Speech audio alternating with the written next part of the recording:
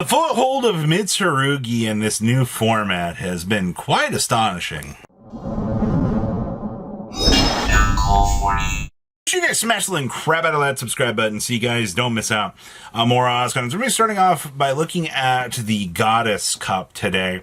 And this was a 3v3 style of tournament, which is quite interesting just to kind of see the combinations and list that players were actually trying to bring to this competition and what challengers we are seeing here. Now, overall, I mean, Mitsurugi and Draco Tail were your two big participants. I'm not all that surprised because, I mean, most people saw New Demise and they're going to gravitate towards this, which is actually pretty interesting. Now, you also do have two Vanquish Soul builds, which is not bad. We also had a Branded. We also had a For Hire list with Radiant Typhoon, which is definitely an interesting pile for sure. We also had the Radiant Typhoon and friends, and we also had some interesting love over here for Yummy. Yes, somebody actually did bring, Yummy to the table, which is kind of crazy. Now, starting things off here. Yes, this is the New Demise. It mills down your spell card. You can use this guy to revive or pull back the spell card fundamentally off of the banish pile, which is an entirely crazy scenario to think about. And this is all just enabled by a 2K that you're able just to dump down a ritual and convert its effect to just that. Yeah, we live in an era now, people, where you're going to be seeing a lot more of this Demise being a very, very chaotic enabler going forward. And also, suddenly this deck has access to Eradicator Epidemic Virus. I think we've got more problems here than we kind of anticipated. And then we have our Branded Draco Tail list. Now, you've been noticing the Branded in white has been everywhere. Like, this card has been functionally doing so much good within the format. Like, I've kind of enjoyed seeing this card do its thing. We got one of each of the traps down here. Obviously, we are only playing one Branded Fusion. We don't really get the luxury of playing too much of this, because at certain points it just kind of feels like a worthless card. And yes, we are playing the one copy of the Fallen and the Virtuous. This does end up being one of the main key points that you're able to search for. Also means, you're not bulking down too much, because your extra deck's pretty tight in this list, for sure. And then our last teammate here was playing some Vanquish Soul shenanigans. First of all, you crazy for playing Vanquish Soul. But also, the Rescue Ace package with the Fire Attacker has been showing up quite a lot in the OCG recently. They have recently figured out that, hey, this is a really good, solid enabler. This card actually allowing you to kind of pivot through and generate advantage here has been pretty solid and actually kind of nice to see. I mean, yeah, they have 2 and 1 on this, which feels so bad, but you kind of take your enablers where you can get them, that's for sure. Next up here, we actually have regular old Branded. Now, Branded still has access to Expulsion, which is still going to cause a lot of problems in the OCG. I cannot tell you enough of how we have followed the journey of how this card has just made so much BS actually happen. Now, you also do see here we are doing Triple Fallen and Virtuous. I think that this is fine. Typically, you're just going to be, using this kind of as a rotation piece and as a form of interruption, just to kind of keep the flow going with the deck. Obviously, this leads to some good choices. Also, side deck looking pretty standard for sure.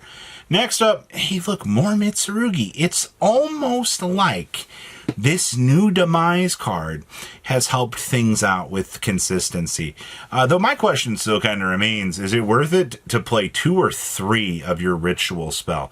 What is going to be the best answer for that? I don't really have that for you, honestly. Also, Impulse being cut down. Japan also still has access to Dimensional Barrier, because obviously cutting this out of the equation with Thrust, I think has worked out. But I mean, you're seeing lists here not even looking at playing Thrust right now, which is kind of crazy. They'd rather just play, pot cards here just to generate some advantage. Next up is Radiant Typhoon with For Hire. Now, I guess your major concern here is like, you are going to get some free stupid advantage off of Fogo. Like, being able to get that is going to be pretty good. Because, I mean, you have all of the different attributes underneath the sun, or if not, everything is going to be wind. I mean, Jaja wind section. And I mean, obviously, Earth, you've got Canine stuff to kind of feed into. I actually kind of like this a lot. This feels a little bit different than the standard deck that we've been kind of left with over the meta here. That we've just kind of been like, oh, hey, you know, like we got some good, interesting meta results. But I mean, like, they've not been really pulling in anything. But this has a good, strong canine backing to get you rank 5 access, because obviously, you know, you do have an in-house for higher 5 that you can access. We've also got the twins.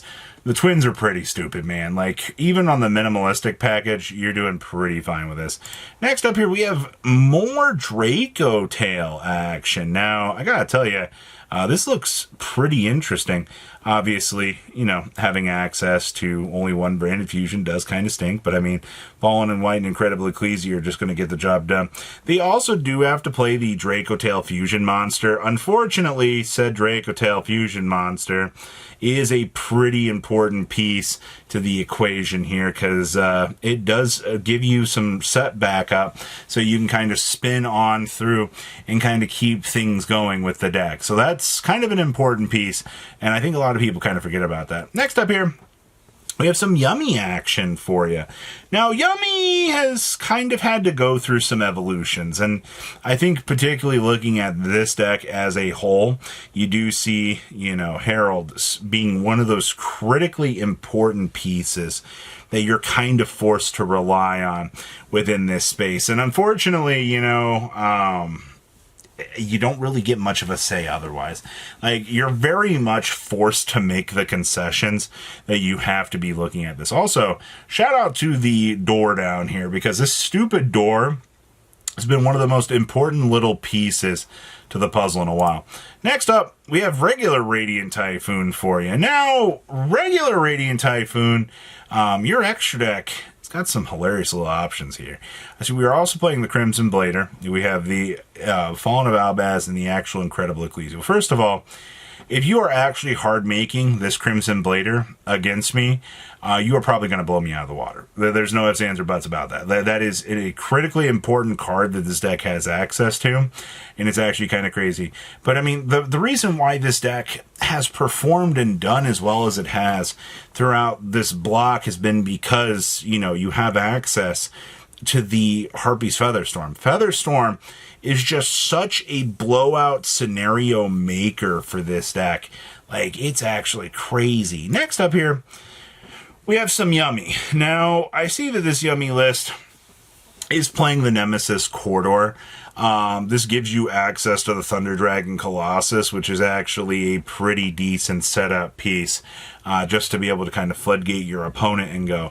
I don't think we really give this card enough value for what it is, and I mean, being able to actually have something on the end board. You gotta remember, you lost a lot of the initial steam that this deck kind of had going for it, and, you know, once you kind of did lose those pieces, you know, it kind of fell apart, honestly, and that kind of stinks. Like, I wanted this deck to be a little bit better than it actually was, but you don't really get it. Next up is Draco Tail. One. I mean, looks good.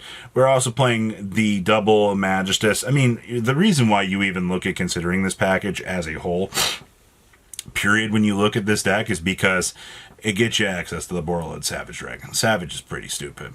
And we've also got some Vanquish Soul for you. I see we're playing Dog Around. They're also only playing 2 copies of the Fire Impulse.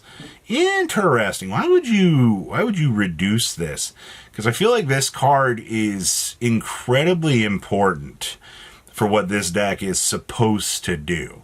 You know, and I have one more list I want to show in here. This is a Canine Sulfachord list. We don't get to see a lot of Sulfachord action creeping around within the meta, but there is a lot of innovation that I feel like people do try to kind of gravitate towards when they want to test out a new meta. And I feel like having access to Electromite and then having all of the little extra pendulum access, and even like having Saruja here, you have an incredibly powerful set of tools available to you to actually get this deck to work. And obviously, I mean, losing some of your canine monsters stinks, but I mean, like, it's not like you can't supplement them to some degree. So what do you guys think? Please leave a comment down below. Tell me what you guys think.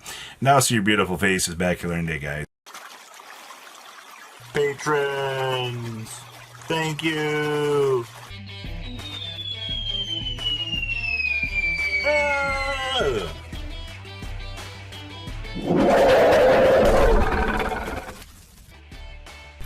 Thank you so much for watching. Check out these other videos.